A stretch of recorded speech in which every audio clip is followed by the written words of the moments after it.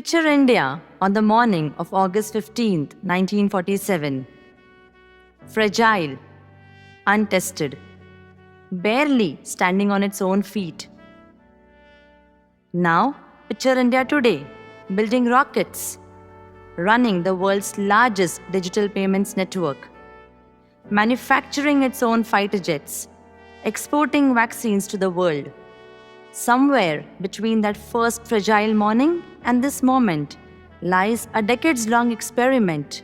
A nation slowly, painfully discovering that security was never only about soldiers at the border. It was harvest that didn't fail, reserves that didn't run dry, and cyber networks that couldn't be shut off. War after war, crisis after crisis, India didn't just defend its borders, it kept redrawing what security meant. What does it mean for a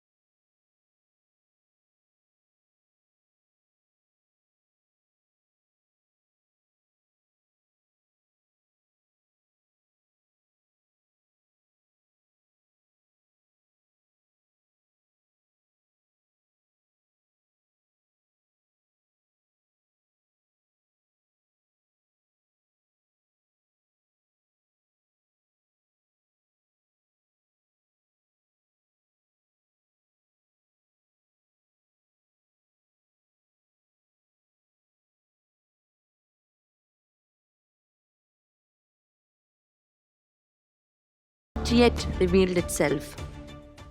The threats confronting India today are no longer confined to its land borders, coastlines, or airspace. These threats do not always arrive with soldiers, missiles, or tanks. Some originate hundreds of kilometers above the earth. Others emerge from laboratories and biological research. Many unfold quietly across digital platforms, shaping opinions before a single shot is fired. Together, they demonstrate a fundamental reality. National security can no longer be understood through military strength alone. It has become integrated security, where technology, science, information, and governance are as important as armies and borders. One such frontier lies in space. India's growing dependence on satellites has transformed outer space into a strategic necessity. During natural disasters, satellites enable relief operations. During military crises, they provide surveillance, intelligence, and secure communication. India's own achievements, from the launch of Aryabhatta in 1975 to the establishment of a dedicated defense space agency and the successful Mission Shakti anti-satellite test in 2019, reflect an acknowledgement that space is no longer merely a scientific domain, but a strategic one. At the same time, these capabilities create new vulnerabilities.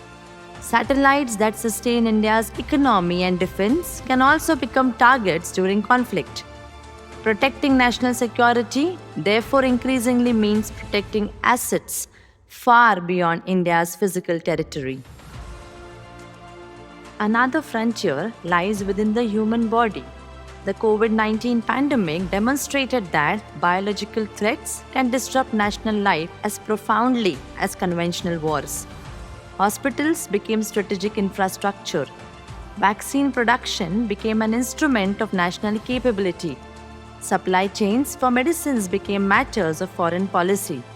For India, with one of the world's largest populations and one of the fastest growing biotechnology sectors, biological security is no longer a purely medical concern. It has become a national security imperative.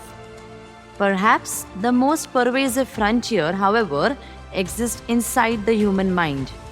India has repeatedly witnessed how misinformation, disinformation, and coordinated influence campaigns can amplify social divisions, fuel communal tensions, interfere with democratic discourse, and undermine public trust.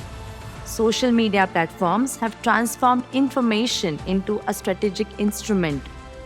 False narratives can spread across millions of devices within minutes, often faster than facts themselves. During elections, public emergencies, and international crises, information has increasingly become a contested domain where perception matters as much as reality. At FINS, we explore the many dimensions of national security, connecting the dots, challenging conventional thinking, and bringing together diverse perspectives to understand the security of the nation as one integrated whole. Because the security of a nation cannot be secured in silos. At the Forum for Integrated National Security, we don't just study security, we explore the larger strategic picture that makes a nation secure. So join us in our journey of exploring and analyzing the various facets of integrated national security.